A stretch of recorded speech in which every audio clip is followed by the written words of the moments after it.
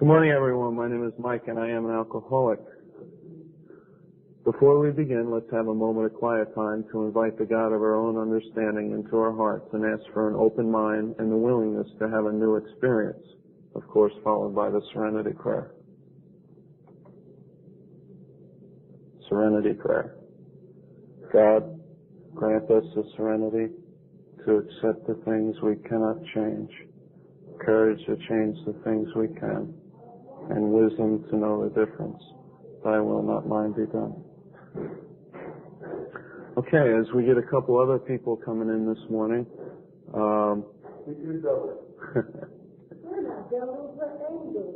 good morning. So basically what we did, guys, is we just opened up and we took a moment of quiet time and we said the serenity prayer. And as we know, as a group, we're taking the 12 steps of Alcoholics Anonymous in 4 one-hour classes as they were taking in the mid-1940s. During this session, we will begin step 4 and provide you with guidelines for completing your inventory. During the next week, each person taking the steps should discuss his or her inventory with a sponsor or a spiritual advisor. Before we begin, Debbie and Juanita, if you would, just look on the back table there and pick up one of the booklets with the red cover, because we're going to use that for this session. So last week we took the first 3 steps together in class. Is there anyone here this morning that didn't have the opportunity to take the first 3 steps last week? We all did that together? All right? Okay. And we agreed upon that basically the third step is nothing more than a decision to turn our thinking and our actions over to the care of God as we understand them. And we also decided to go through with the remaining steps of the program of recovery. Okay, so what I'd like to do to open up this meeting before we get into the fourth step, let's just say the third step prayer together to reaffirm the decision that we made last week in step 3. It's on page 63 in the book, or if you see one of the cards in front of you, you can read it from there if you need to. Third step prayer. God, I offer myself to Thee, to build with me and to do with me as Thou wilt. Relieve me of the bondage of self, that I may better do Thy will. Take away my difficulties, that victory over them may bear witness to those I would help of Thy power, Thy love, and Thy way of life. May I do Thy will always. Okay, now we can move on to the fourth step. Step 4, made a searching and fearless moral inventory of ourselves. If we'd all turn to the bottom of page 63 in the big book, it tells us that what we need to do now that we've made our decision, on the bottom of 63, tells us what we have to do. It says, next we launched out on a course of vigorous action, the first step of which is a personal house cleaning. And what they're talking about is the first step in the personal house cleaning, which of course we all know is step 4. Okay, so the fourth step is going to be the first step in our personal house cleaning. And the book tells us this is something that many of us had never attempted. Again, this is on the, now we're at the top of page 64 in the big book. It says, though our decision, which is step 3, was a vital and crucial step, it could have little permanent effect unless at once followed by a strenuous effort to face and to be rid of the things in ourselves which had been blocking us. All right? We discovered last week in the third step that some of those things are calamity, pomp, resentments, fears, fear, guilt, shame, or remorse from our conduct. Okay? Those are all the things that are blocking us. Basically, that's our character defects and our shortcomings. It says our liquor was but a symptom. So we had to get down the causes and conditions. Now let's remember that the book said we do this at once. Okay? It didn't say we take step 3 and we wait a year. It says upon doing the third step, we take step 4 at once. This means we take the 4-step inventory immediately after step 3. We have to get rid of those things which have been blocking us off from God, or else our initial contact with our Creator won't last. And we found that initial contact last week in step 3. So what are these causes and conditions that the Big Book talks about? Well, the book uses a lot of different words meaning the same things. It says damaged or unsaleable goods, flaws in our makeup, defects of character, shortcomings, and it even uses the word wrongs. All these things have the same effect. They block us off from God. The book starts the 4th step by comparing a personal inventory to a business inventory. In the first full paragraph of page 64, the book says, therefore we started upon a personal inventory. This was step 4. A business which takes no regular inventory usually goes broke. Taking a commercial inventory is a fact-finding and a fact-facing process. It is an effort to discover the truth about the stock in trade. One object is to disclose damaged or unsaleable goods, to get rid of them promptly and without regret. If the owner of the business is to be successful, he cannot fool himself about values. So we're going to conduct the equivalent of a commercial inventory on our lives. We're going to discover what had blocked us off from the sunlight of the Spirit. Next, the Big Book tells us exactly what we have to do to conduct the 4-step inventory. It says we did the same thing with our lives. We took stock honestly. First, we searched out the flaws in our makeup, which had caused our failure. Being convinced that self, manifested in various ways, was what had defeated us, we considered its common manifestations. We're going to inventory or take stock of, if you will, 3 manifestations of self-will: our resentments, fears, and our conduct with emphasis on sex. We have provided a guide booklet for you, and if you just walked in, you can get one of the guide booklets with a red cover on it by the table back there. And that booklet covers steps 4, 5, 6, 7, 8, and 9, and we're going to be using it for the next 2 or 3 weeks. We're going to read the clear-cut, simple directions that the Big Book documents for us and use the guide booklet in conjunction to help us start and complete our inventories. We're going to take the 4th step exactly the way the Big Book prescribes. Let us reassure you the 4th step is not difficult, nor should it be a tedious process. Within 7 pages of text, the Big Book gives us precise instructions on how to make a good beginning on facing and getting rid of the obstacles in our path. Now, the first manifestation of self we're going to look at is our resentments. In the 3rd paragraph on page 64, the book says, resentment is the number 1 offender. It destroys more alcoholics than anything else. From it stem all forms of spiritual disease. For we have not been only mentally and physically ill, we have been spiritually sick. Now here's the great hope. When the spiritual malady is overcome, we straighten out mentally and physically. Alright? So for a physical and mental problem, the book is going to give us a spiritual solution. Resentment basically means to refeel or feel again. The little Big Book dictionary, which can be found on the back table back there, gives us the following definition for resentment. It says, a persistent feeling of ill will and suppressed anger caused by a sense of injustice, injury, offense, or wrong done. And it's to resent. To resent basically means to feel again strongly or to relive again. Okay? Anyone that's heard the Joe and Charlie tapes, they talk about that resentment replay machine, that tape in my head that replays the past events of people injuring me, whether it was fancy or real. Those things, that tape that just plays over and over in my head. Let's first look at the simple step-by-step, column-by-column procedure the Big Book gives us for writing the resentment inventory. 6 lines from the bottom of page 64, the book tells us, in dealing with resentments, we set them on paper. We listed people, institutions, or principles with whom we were angry.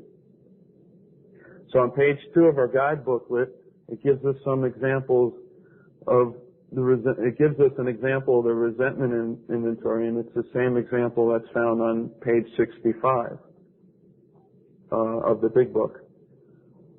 Let's look at page 3 of our guide, which lists examples of people, institutions, and principles that alcoholics are commonly resentful at.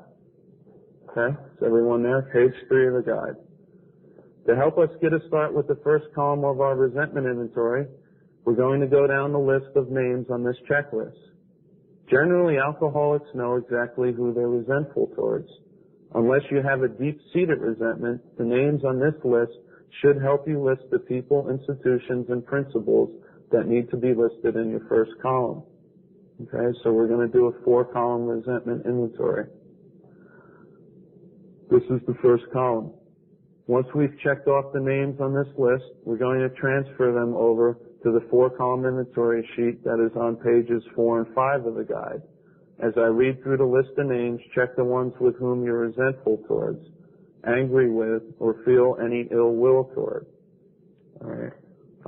Pages 4 and 5 of the guide are to be used in class, and pages 6 and 7 are the same thing, except it doesn't have that little box in the upper left-hand corner. And what you can do with the guide, pages 6 and 7 is the 4-column resentment inventory sheet. You take the guide booklet like this and just run it over a photocopier, and you make additional sheets. If you don't have access to a photocopier, there's a few additional copies on the table back there. All right. What I would ask you to do is, if you do have access to a photocopier, please make them from these sheets.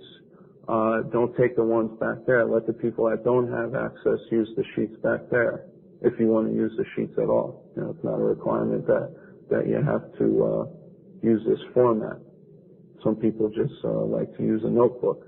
All right, but for me, it was important that I have some sort of structure, and these proved quite helpful for me. So let's begin with the names listed under the category people. Okay, are we all there? Alrighty. So as I read through these names, what I like for all of us to do is just check off the ones that apply to us, that we're resentful towards, have any anger towards, or any ill will. Alright? Usually I go to, people will ask me, well, how about if I'm not sure if I have a resentment against this person? And I usually go by the basis of, if they're in your head, and if you're asking that question, write it down just in case. I'd rather take a couple minutes of writing on paper just to run it through the 4-column process, just to make sure, rather than have this resentment in my head and killing me later on. All right? So when in doubt, write it out. So we're going to read through here. And if it applies, just check it off, and we'll transfer the names over later. Okay. Father or stepfather, mother or stepmother, sisters or stepsisters, brothers or stepbrothers, grandmother, grandfather, in-laws, husbands, wives, aunts, uncles. Am I going too fast?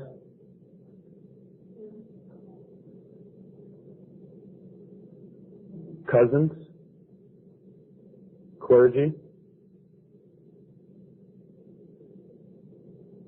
That's priests, rabbis, ministers, guys that wear those funny little white collars. Police. I want to see pen to paper now.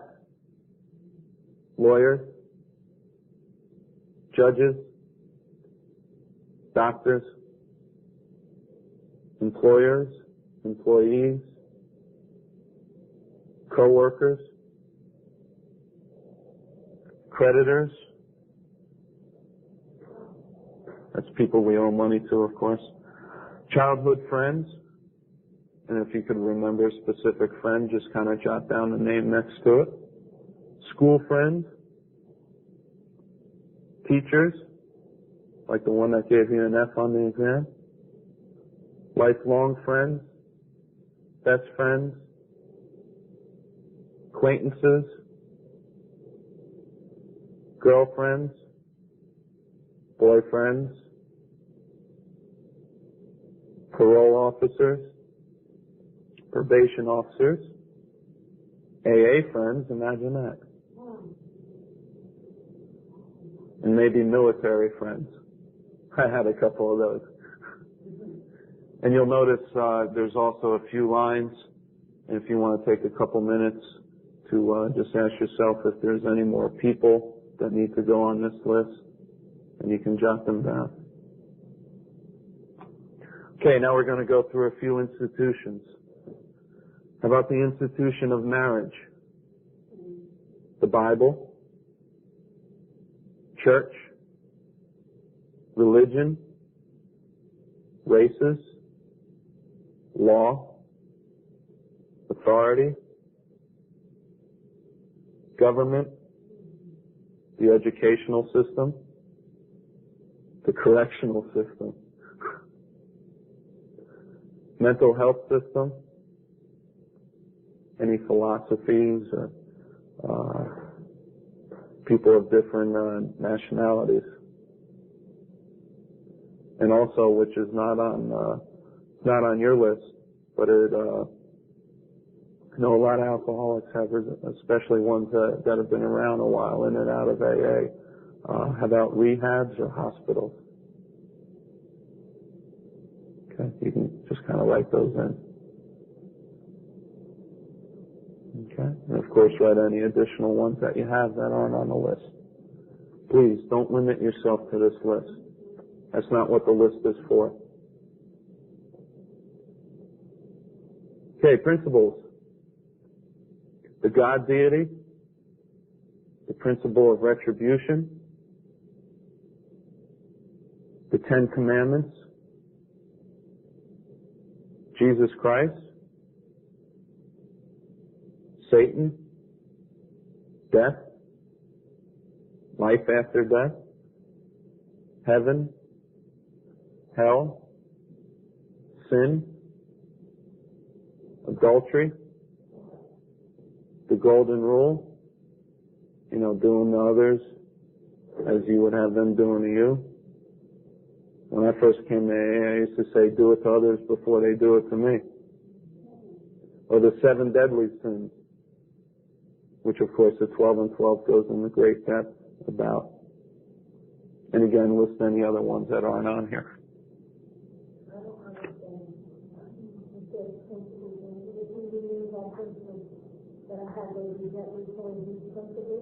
Yeah, any of these principles or any other ones that you resent.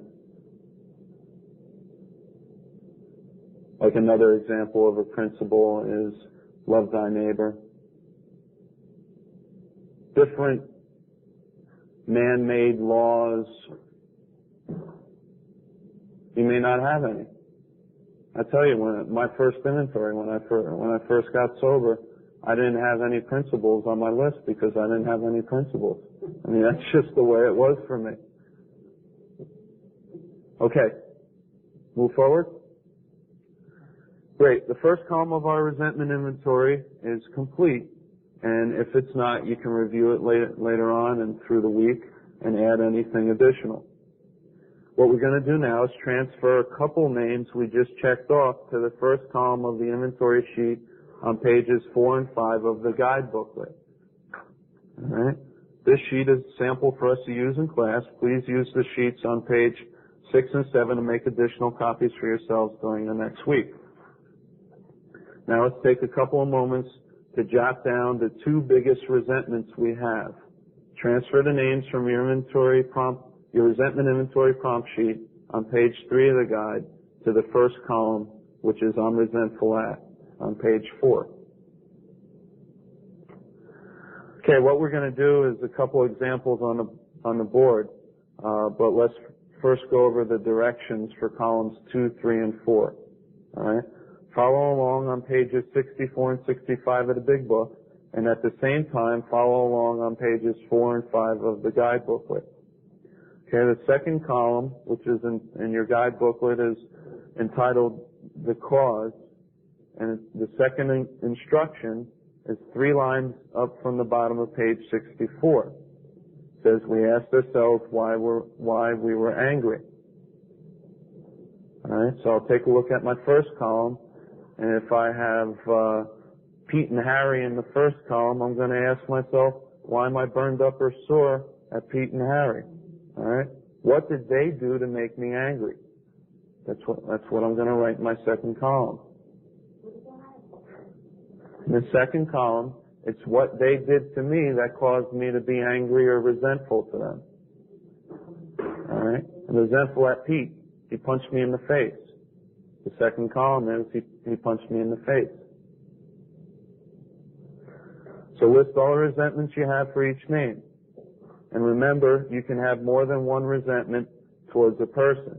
You know, maybe Pete punched me in the face, he slept with my wife, and took all my money. That's 3 separate resentments.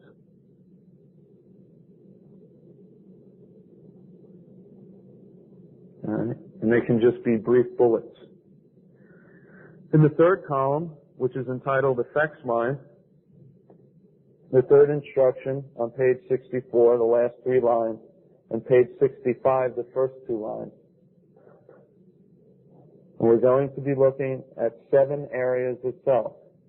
Okay, it says in most cases it was found that our self-esteem, that's the first area of self. Our pocketbooks, that's the second, that's our money. Our ambitions, that's the third, our plans for the future. Our personal relationships, that's the fourth, including sex, that's 5, we're hurt or threatened. In the first paragraph on page 65, the big book repeats itself. It says, on our grudge list, we set opposite each name our injuries. Was it our self-esteem? We already have that one. Our security, that's a new one, that's 6. All right, on the guide sheet it says emotional security. Our ambitions, our personal or sex relations which had been interfered with. And from the lower right-hand corner of page 65 in Bill's resentment inventory example, we get the word pride. That's the 7th area of self. Okay, so that's the 7 areas of self that are affected by resentments according to the big book.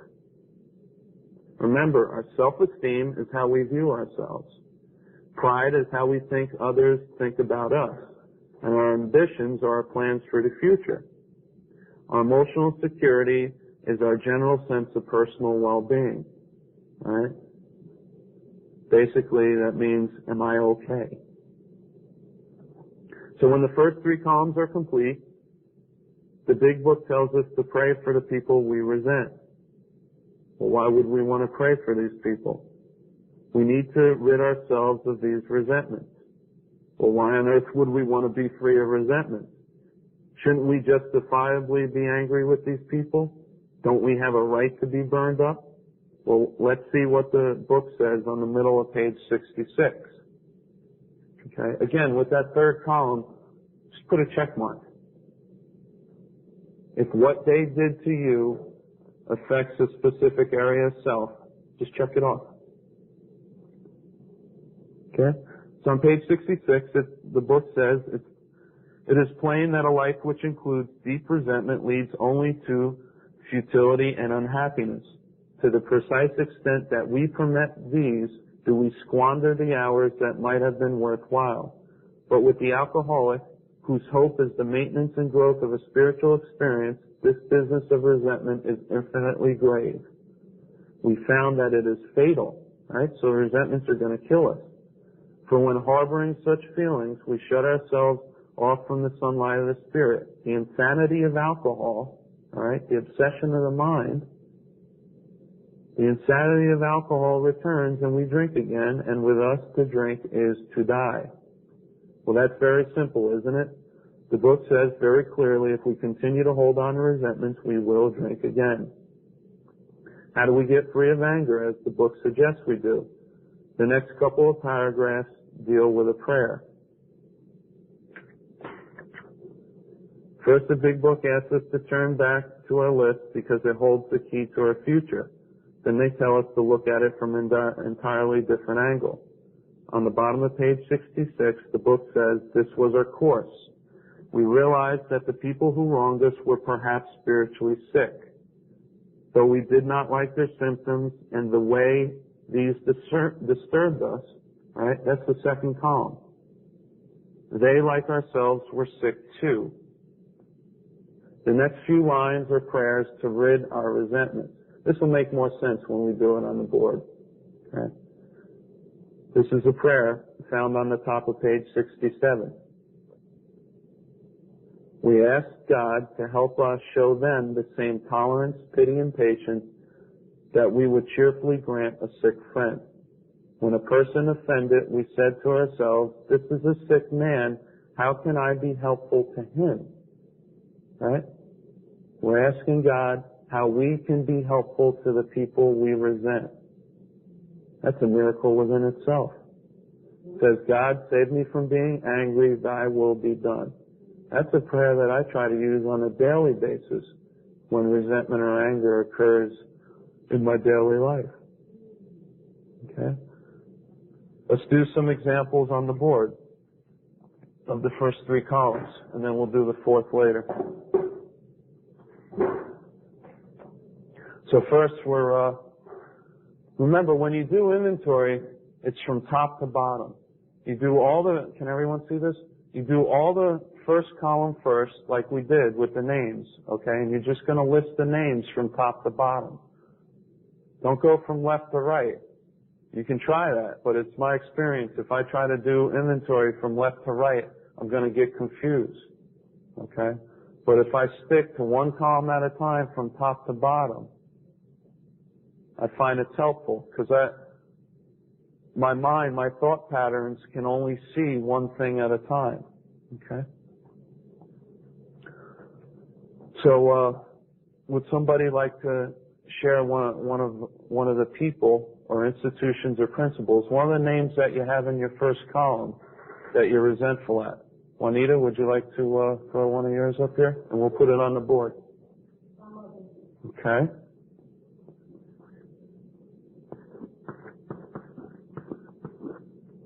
How about one more? Anybody else want to do one? Steve, Bill, you got one you want to do? My father. Father? Okay.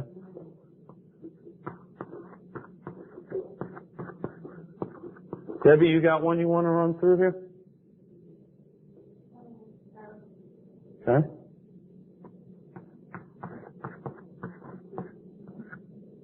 Okay, so we have a list of our names. All right? So now we're going to go to the second column, which is the cause. I'm resentful at my aunt. She won't come to my wedding. Okay? Juanita, why are you resentful at your mother? Okay.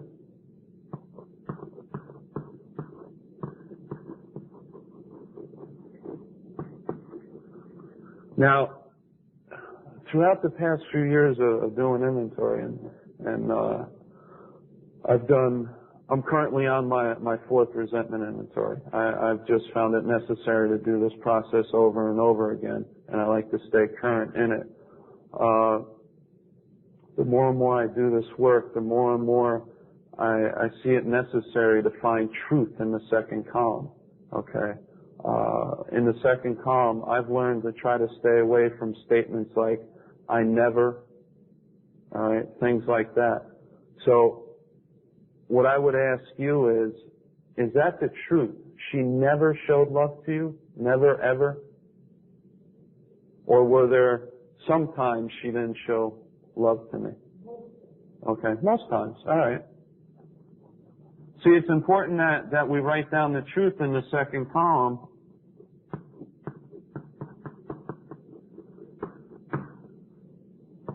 Because if we don't, the rest of the inventory is going to be a lie. Okay? If I'm writing the second and the fourth column based on a lie, Or the third and the fourth column based on a lie. What's that third and fourth column going to be? A lie, right? Okay. So we want to see truth. Steve, your father. Why are you resentful towards your father? Because he had trouble seeing, not suffering or whatever. My emotional pain. Okay. Didn't reach out that much. Okay. I'm going to put down, didn't reach out. And I'm sure if you thought about it, you can narrow that down a little bit more, get a little more specific. What we try to do in the second column is look for specific instances, like you mentioned about the school and stuff. You know, he didn't help me with my schoolwork, stuff like that maybe. All right? Debbie, Eric, why are you resent? What do you have in the second column for Eric? Okay. I love left knees. I really love left knees. All right? Because what I found out, I had a couple of left knees. And, well, I'll tell you that when we get to the fourth column. All right? Now we go to the third column. We do first column, top to bottom. Second column, top to bottom. And when all the first and second columns are finished, we go to the third column. And we're going to do each third column from top to bottom too, okay? Some people like to write down in the third column exactly how the 7 areas of self were affected. All right, but I found it helpful for me as a beginner and other people going through this for the first time. We like to just do a check mark, okay? But we can verbalize it in the words as we go through it. So I found out with my aunt, by her not coming to the wedding, it affects my self-esteem. All right? And what the committee in my head tells me when my self-esteem is affected is that nobody should treat me that way. I'm better than that. Remember, self-esteem is how I view myself, what I think about me. All right? I'm better than that. Nobody should treat me that way. Nobody should abandon me. All right? So, Juanita, your mother, most times she didn't show attention to you. Does that affect your self-esteem, how you think of yourself?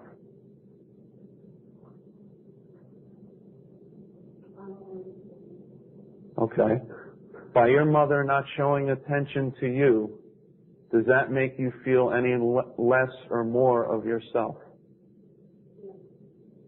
Right, so it affects your self-esteem. Okay. And just put a little check mark.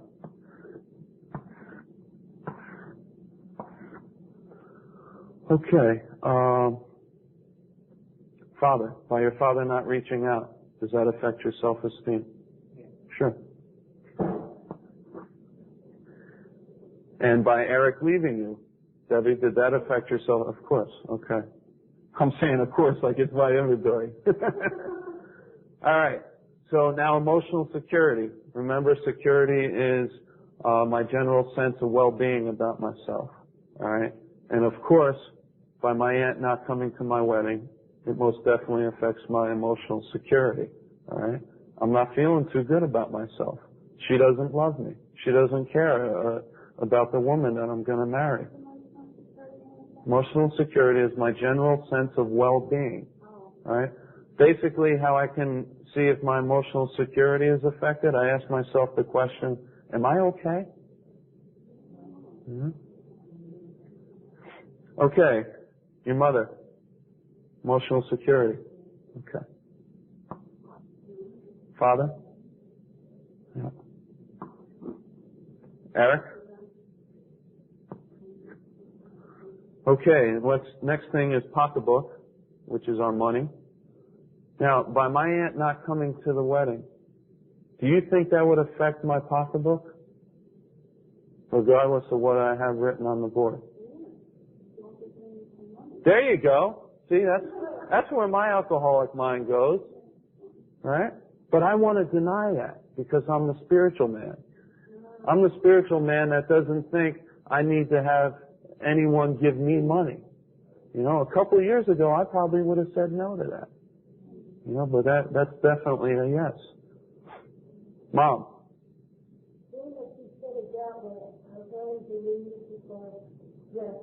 Okay. Pops.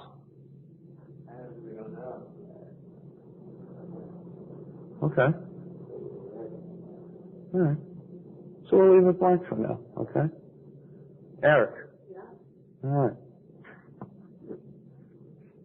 My ambitions, my plans for the future. By my aunt not coming to my wedding, does that affect my ambitions?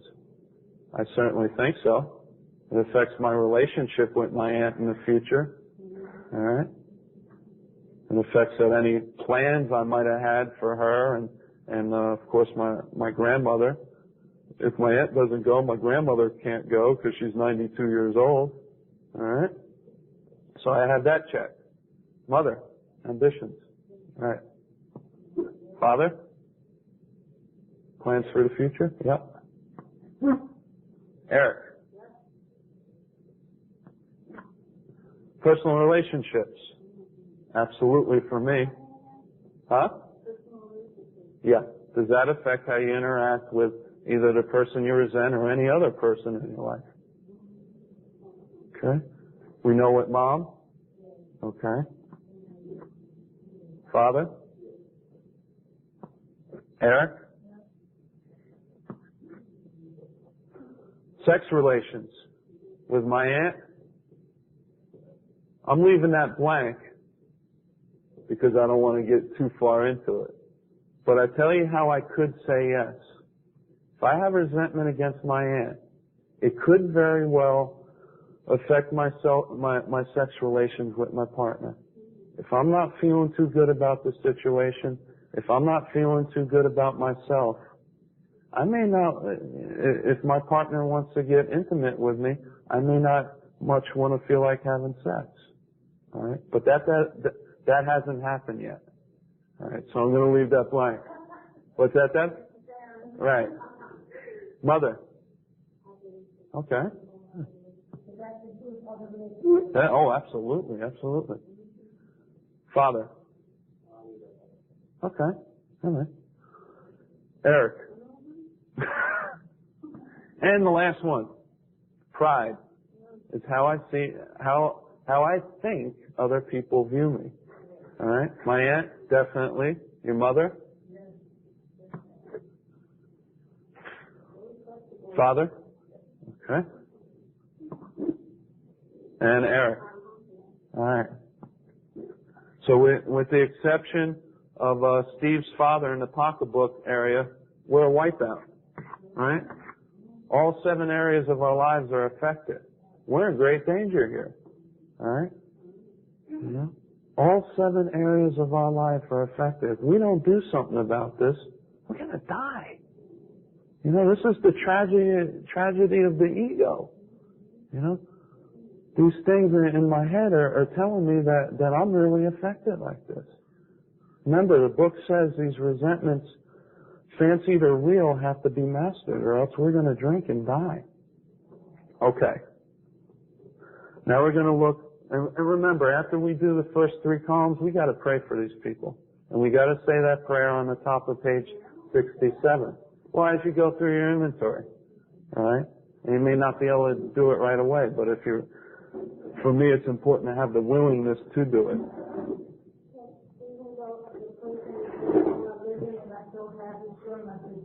Oh, absolutely. Because the prayers aren't for them. The prayers are for me. No. I got a question real quick. Sure. These principles are done the same way? Yeah. Absolutely. Okay. All right. Let's look at the 4th column now. We're going to read the directions for the 4th column. It's on page 67. Referring to our list again, putting out of our minds the wrongs others have done, we resolutely look for our own mistakes. All right? We're going to focus on these words. Where had we been selfish, dishonest, self-seeking, or afraid? All right? Those 4 things we're going to key on. Actually, the book says frightened. Though a situation had not been entirely our fault, we tried to disregard the other person involved entirely. All right? Try to put out of your head the harms that they did to us. Let's look at what we did. And what did we do to get the ball rolling? Where were we to blame? The inventory was ours, not the other man's. When we saw our faults, we listed them. We placed them before us in black and white. We admitted our wrongs honestly and were willing to set these matters straight. Okay. All right. So let's just go through the examples on the board. And remember, let's look at this deal from an entirely different angle and let's see what we did. All right. So with my aunt, I had to take a look at where was I selfish, dishonest, self-seeking, and frightened. You know, and when we do this on the board, I'm just basically going to write down which area, what I did, keying on those 4 words. But when I write out inventory in the 4th column, I write out exactly where I had been selfish, dishonest, self-seeking, or frightened. I write out the short sentence of actually what I did, because the book says, what did I do? Where was I to blame? You know, what were my wrongs? Okay. So in my aunt, where am I selfish in this? You know, where am I selfish in this deal? Well, what I found out is I'm selfish because I expect her to do what I want her to do. I think, see, this is what my mind tells me. This is what my ego tells me in the 3rd column. Family should always be there. Right? Isn't that selfish of me? Think I know what other people should do? Right? So I'm definitely selfish in that one. And again, let's do this from top to bottom when we complete this in the next week. But for now, we're just going to do all areas of self, all right, due to time constraints. Now, where am I dishonest? I'll tell you exactly where I was dishonest. When I first found out she wasn't coming to the wedding, I thought this didn't affect me. See, this is that different. This isn't about cash register honesty. It's about me denying that it didn't affect me. Huh? Yeah, I lied to myself. In this case, it is. Right? In some cases, I may have stolen from someone that I resented. You know, that would be the obvious type of honesty. But I didn't think that by her not coming, I didn't think this affected me, and I denied it for a long time until I woke up one morning, and instead of thinking of God the first thing when I opened my eyes, I thought about resenting her. It was scary. All right?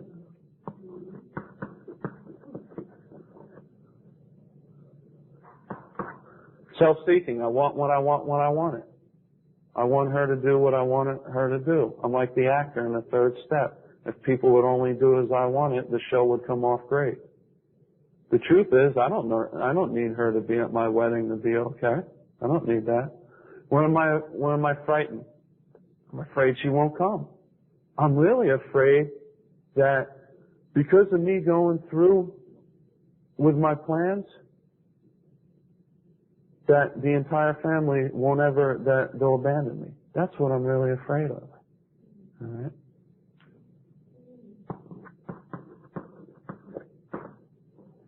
Okay, mother. Selfish, dishonest, self-seeking, or frightened. Selfish. Okay. Dishonest. I think that you said denial on that I was trying to deny because, well, I put mother should love her child because that's sort of a natural thing. Right. But it's not all of the case, so that's being selfish. Right. Okay, and denial. Because in the Bible it says,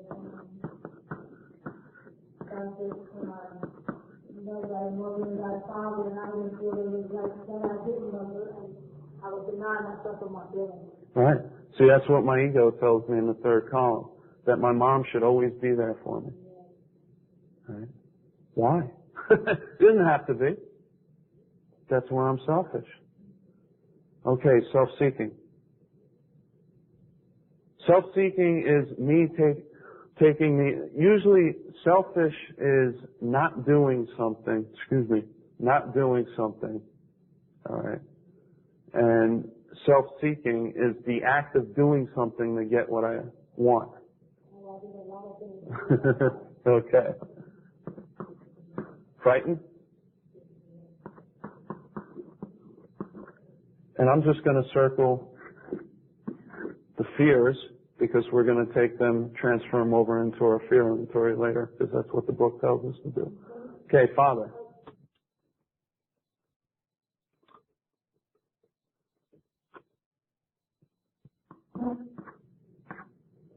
Were you dishonest? Okay. Self-seeking. Okay. Any fear there? Okay.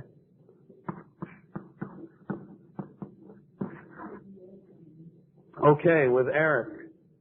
Selfish, dishonest, self-seeking, or frightened? Yes. Okay? We all see the exact see when the book says the exact nature of our wrongs, this is the exact nature. You know, we can write out exactly what we did. That's the wrong. That's what we did. But see, the book wants us to get down the causes and conditions. The exact nature of our wrongs. Selfish, self-seeking, dishonest, or afraid. Okay. Any questions on the resentment inventory? Simple enough? Okay. I think that the old-timers in this program, the founders, never meant for this to be a long, arduous process. You know, as a matter of fact, and the way I'm bringing people through the fourth and fifth step today is, if the guy or gal couldn't write, and a lot of drunks back then just couldn't read or write, the sponsor would do the writing for them. You know, kind of like what we did here today. The sponsor would ask a series of questions and would write down. Because we're going to find out for our eighth and ninth step, we're going to need this information written down when we prepare to make amends. Okay.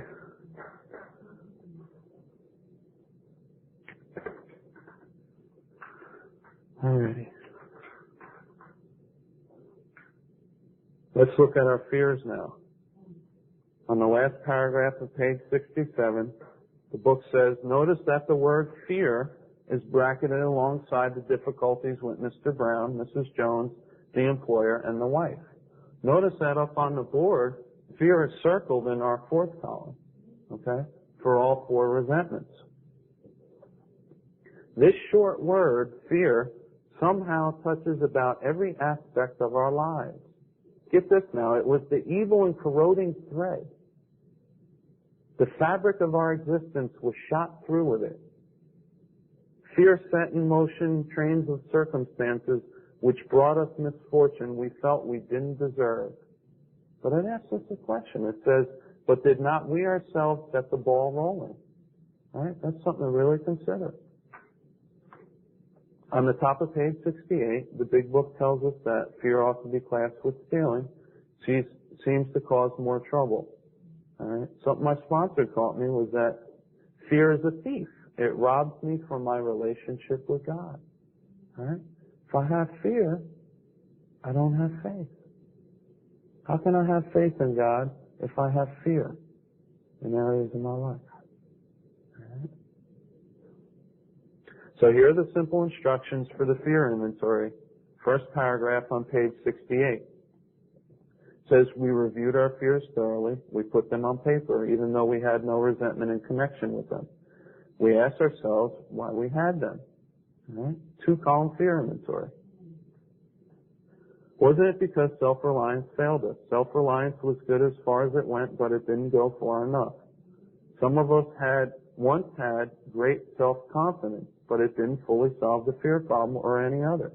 When it made us cocky, it was worse.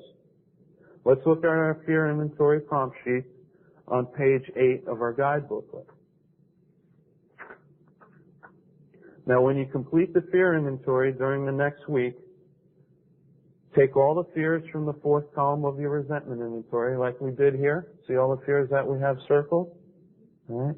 Take all those fears and transfer them into the first column of the fear inventory on page 10, all right, which is what we're going to be, again, make copies of this page, or if you don't have access to a copier, there's sheets on the back table there. Okay. Of what the fear is. Okay? So, like with my aunt, the fear would be fear of not being accepted. All right? With Eric, what would your fear be there? Fear of not being loved? Yeah. Right, fear of being alone. Hey, that was a biggie. That's a biggie for me. You know? I need people in my life. Right, we're going to get to that. That's the second column. Okay? Yeah. So you might have like fears much this year that might not be corrected. Absolutely. And the book tells us that. We listed our fears even though we had no resentment and connection with them. Okay. So what we do is transfer any fears that you have from your resentment inventory, put them in the first column. Then during the next week, when you're all done with your resentment inventory, go through this fear prompt sheet and see if you have any of these fears listed. All right? And then sit with that and see if any additional ones come to mind. And you don't even really have to use this prompt sheet if you don't choose to. If you can clearly see them in your head, just write them down. But I found these prompt sheets very useful. Because I found out that the person that I lie most to is myself. And that'll kill me today. Alrighty. Any questions on the fear inventory? Alright. First column is I'm fearful of. The second column is why do I have that fear? Alright. Without doing one on the board, again, it would look something like this. I'm afraid of being alone. Why do I have that fear? It hurts. Nobody will care for me. I could drink. I'll die. Like that. Any questions on that? Okay.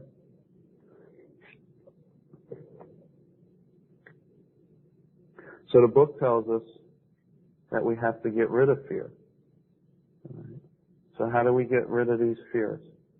We found out in the resentment inventory that the way we rid resentments is through prayer. How do you think we're going to get rid of fears? Bill? Prayer. Okay.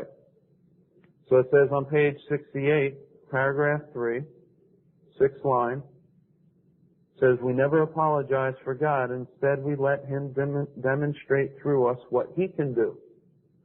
We ask God to remove our fear and direct our attention to what He would have us be. That's just a simple prayer. What I do with my fear inventory, I go down the list of fears. And I say, Dear God, please remove my fear of heights and direct my attention towards what you would have me be. Dear God, please remove my fear of being abandoned and direct my attention towards what you would have me be. Okay?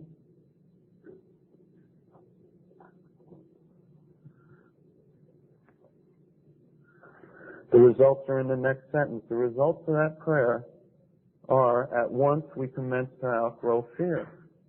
Notice the book doesn't say fear goes away and never comes back again. All right? It states that we outgrow our fear. We outgrow fear because through prayer we're asking God to direct us towards His will. If I'm doing God's will, chances are I'm not going to have any fear. Right? What do we say in AA? Do the right things and the right things will happen. I'm doing God's will. I'm not doing Mikey's will. Chances are the right things are going to happen. I'm not going to have the fear. Okay. Any questions on that? Ready to do sex? No, you. Please. Finds out. We'll read in just a minute that many of us have sex problems. For me, that's not one of them. Okay. Now about sex. The big book continues on the bottom of page 68. They suggest many of us needed an overhauling in this area of our lives. They say on page 69 that we all have sex problems and we hardly be human if we didn't. The question is, what can we do about them? Well, the big book tells us to review our own conduct over the past years. Therefore, we begin our third and final inventory. Okay? Let's turn to page 11 of our guide. Starts on 68, and it goes all the way through to page 70. But see, they were smart when they took the doctor's opinion off of page 1 and put it in the Roman numerals, because on page 69 it talks about sex. So for alcoholics, we can remember page 69. Okay. I'll speak to you after the meeting, Beth. Okay. We're on page 11 of the guide. What we're going to do is begin to list all the people that we've had relations with over the past year.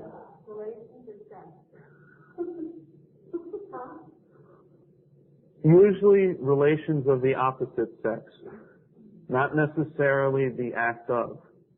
All right? Right. And if you want to do it female-female, or if you're a guy, you want to do it male-male, you might be able to find some interesting truth in that too. What I do with this is, and it says we went through our lives. All right? That's why we do it this way. I say a prayer and I say, Dear God, please reveal to me any names that need to go on this conduct inventory. You know? And I begin when I was a little child, when I was 5 years old, the little girl in their backyard underneath the picnic table. You know, doctor, play doctor. You know, didn't know any better, just a little kid. You know? Okay. So once we listed all the names, let's look on page 11, then put a check mark in column 2 if you harm these people through your sex conduct. Alright? So if you harm them through sex, you check that off. If you harm them in another way, excluding sex, check off the second box. And if you had relations with these people and you didn't harm them at all, it's a miracle. No, you just put that. You just check it off. All right? Because there may be some people that I had relations with that I didn't harm. Few and far in between, but okay. And any checks that we have in the first 2 columns, we're going to transfer over to the conduct inventory. And this is helpful for us later on because the book's going to tell us in the 8th step, we already have a list of people that we harmed and whom we owe amends. All right? We made it when we took inventory, and this is where we make it. Also, what we can do is if there's any people that we found we harmed in our resentment inventory, like in the 4th column, we can tell that, right? If there was something specific that we did to harm them, we transfer that over to the conduct inventory. See, the conduct inventory isn't just about sex. It's about our conduct. Right. It's with emphasis on sex. What if you stole from somebody or something? Is that something that we're doing? Sure, write it down. That would come in page 11 of the guide. It would come under harmed in another way. Okay. And the reason we do it this way is because a lot of people, see, at one time, the way I used to do the conduct inventory was only emphasis on sex, and people would say, well, what happens if I harm somebody and it had nothing to do with sex? So then we came out with a 4th sheet. It said harms excluding sex. All right? But in reality, this is really the same thing. It's a conduct inventory with emphasis on sex. Gossip, jealousy, all those things are... Yeah, you'll find that right in the inventory. It's a 4-column inventory similar to resentment. Okay. All right, so in column 1, we list people we've hurt. And again, let's look on 11 and 12. We're not going to write anything on pages 11 and 12 because you're going to use these to make your copies during the next week. Okay?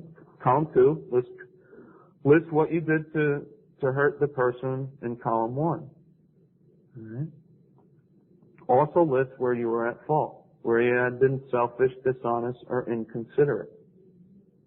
In column 3, list if you unjustifiably, which is an interesting word, arouse jealousy, suspicion, or bitterness. Okay. Bill asked that question before. You know, by me doing such and such to so-and-so, did I make that person or any other person jealous, suspicious, or cause any bitterness?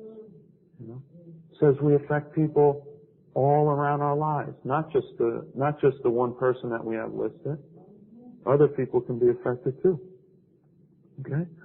So then in the 4th column, which is basically our solution column, and this is going to help us with our ideal for the future, says what should we have done instead?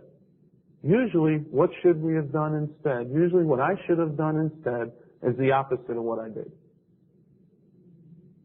Okay? I hurt somebody through sex. What should I have done instead? I shouldn't have done that. I robbed somebody. What should I have done? What should I have done instead? Shouldn't have done that. You know? I should have been a giver than a taker. Juanita, did you have a question? Yeah, because, and that, I remember when I did my 4th step, and that's all my answers to all that was the same. Mm-hmm. I should not have gotten involved in all. Is that self-explanatory? Is it like that? Because most of my relationships are figuring out because I pushed myself into them. Now, if you're... I didn't have to make them, right. then I did it. You know, so that was the thing. See, if you want to if you've taken inventory before and you want to get a deeper look into this, you could expand on that a little bit more. You know, me being 6 years sober, when I do the nightly review and I come across that question before I go to sleep, it says, what could I have done instead? You know, it's not always about, well, I could have did the opposite. It's about I could have been a little more kind, loving, tolerant, patient. You know, I could have done something different. So think about that. You know, kind of sit with that. Alrighty. So please be sure to review the bottom of page 68 and pages 69 and 70 with your sponsor and complete this inventory as well as the resentment and the fear inventories during the next week. Let's point out a couple other things in the conduct inventory. All right. There's a prayer on page 69, paragraph 2. It says, we ask God to mold our ideals and help us live up to them. Last full paragraph on page 69 reads, whatever our ideal turns out to be, we must be willing to grow toward it. We must be willing to make amends where we have done harm, provided that we do not bring about still more harm in doing so. In other words, we treat sex as we would any other problem. Prayer. In meditation, we ask God what we should do about each specific matter. The right answers will come if we want it. In the middle of page 70, there's more prayer. It says, to sum up about sex, this is a prayer. We earnestly pray for the right ideal, for guidance in each questionable situation, for sanity and for the strength to do the right thing. You know, so in each one of these instances on my conduct inventory, I say this prayer. All right. If sex is very troublesome, we throw ourselves the harder into helping others. We think of their needs and work for them. This takes us out of ourselves. And as my friend Bill says, it quiets the horniness when the yield would mean heartache. That's the imperious urge. The imperious urge. Use the spaces provided on page 14 of the guide to come up with a sex ideal that you believe is how God wants you to be. All right? On page 14, there's a few lines, and you can use this, but don't limit yourself. You can write as much as you want. All right? See, this is where we get our ideal. We get it from the 4th column of the conduct inventory. What should we have done instead? And it says something like, the last one I wrote out was something like, Dear God, And it says, please help me to see what you want for me regarding relationships with others and my sex life. And I say this prayer to God, and I trust what comes. And it's not about, I want Bo Derek. I want a bodacious woman, 6 feet tall, 120 pounds, a house with a white picket fence. It's not about that. It's about what I think God wants for me. And not only in the sex area of my life, but in all areas of my life.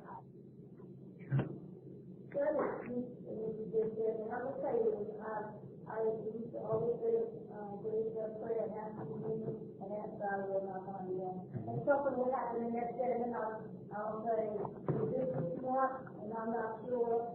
And I get confused because I end up being around certain people after praying the day before or the night before, and the next morning if something happens in my day, I'll say, okay, this is put in front of me, so this is what I'm doing, and usually it's always not it. Mm-hmm.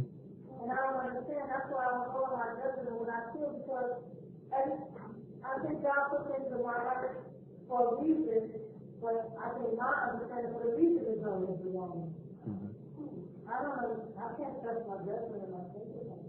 And I don't know what God's will really is. Mm-hmm. And when I think I know, I end up getting myself in trouble. Right. Especially right here in trouble. So the last 4 years I've been here, I'm telling you that. I've been around some people that have been so negative, I didn't know this after I was here or two being around them. Mm-hmm. I don't know how to take that. See, there's a couple things. I can only see what I can see. And how's that thing go in AA that we say? More will be revealed. All right. God uses people and instances in my life to show me what His will is for me. And after a while, after we've established conscious contact with God, it's become my experience that there are times, see, where does God dwell? We found out last week, deep down within me, right? So after a while, I can begin to trust what comes from within. Now, in the Oxford groups, what they used to do in the 30s, they had a thing called, they would check their guidance. We don't talk too much about that in AA. Matter of fact, the meeting I went to last night, we did talk about it, and it was kind of interesting. But they had something that they called, they would check their guidance. And in their morning quiet time, they would write down what their guidance was from God, similar to what you just verbalized. And then what they would do, they would grab a hold of their sharing partner. Today we call them a sponsor or a spiritual advisor. And they would say, listen, this is the guidance that I received from God today. How does that sound to you?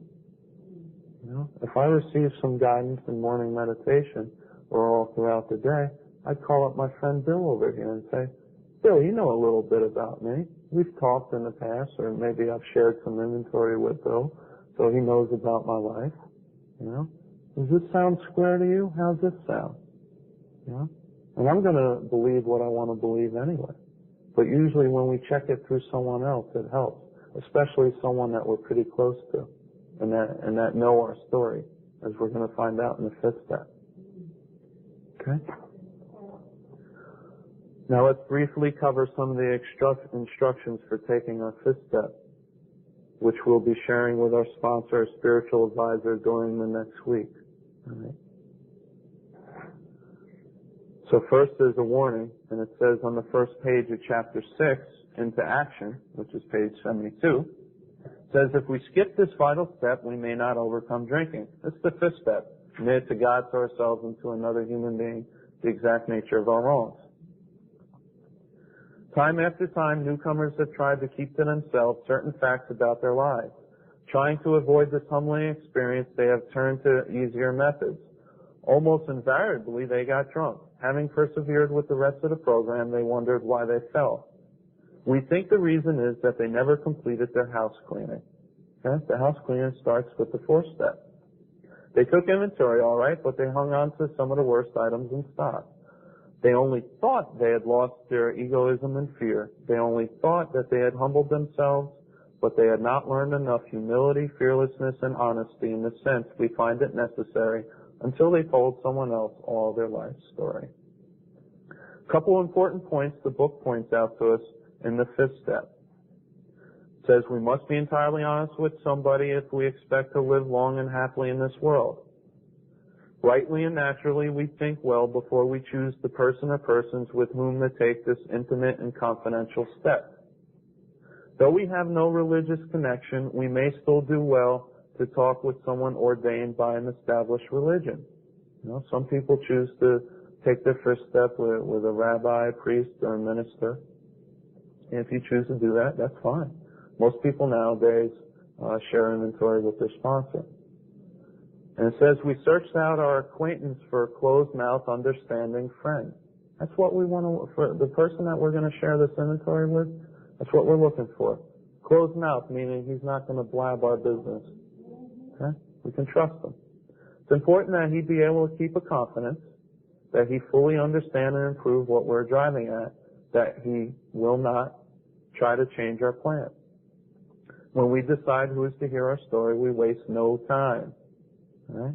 So we've completed our inventory. We'll decide who we're going to share it with. When do we do it? How much time do we waste? No time. Right? We have a written inventory and we're prepared for a long talk. We explain to our partner what we're about to do and why we have to do it. He should realize that we're engaged upon a life and death errand. Most people approached in this way will be glad to help. They will be honored by our confidence. As a sponsor or someone receiving the fifth step, I like to tell that to the person who's giving the fifth step to me, that I'm honored by your confidence, and I'm really happy that you've asked me and trusted me to share this with me. And it says, we pocket our pride and go to it, illuminating every twist of character, every dark cranny of the past. After the fifth step is complete, your sponsor should direct you to page 75 of the big book, which gives us directions for what to do when returning home. What we're going to do when the fifth step is complete and we go home, we're going to do a little review, and that's on the bottom of 75. It says, returning home, we find a place where we can be quiet for 1 hour. We only get 1 hour between steps 5 and 6. Ain't no work a step a year in the big book. It says we rest for 1 hour, carefully reviewing what we have done. We thank God from the bottom of our heart that we know Him better. Taking this book down from our shelf, we turn to the page which contains the 12th step. Carefully reading the first 5 proposals, we ask if we have omitted anything, for we are building an arch through which we shall walk a free man at last. These are the questions we ask. Is our work solid so far? Are the stones properly in place? Have we skimped on the cement put in the foundation? Have we tried to make mortar without sand? You can use the space provided on pages 14 and 15 of the guide booklet to answer these review questions.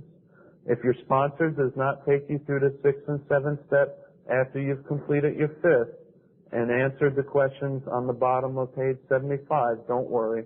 We'll take the 6th and 7th step in class next week. All right? Any questions on 4 or 5?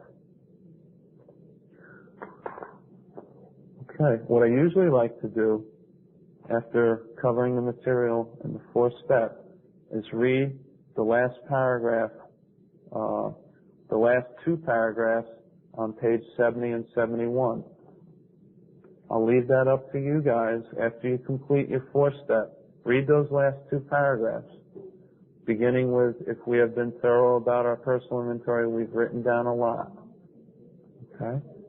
And that'll set you up nicely for the 5th step.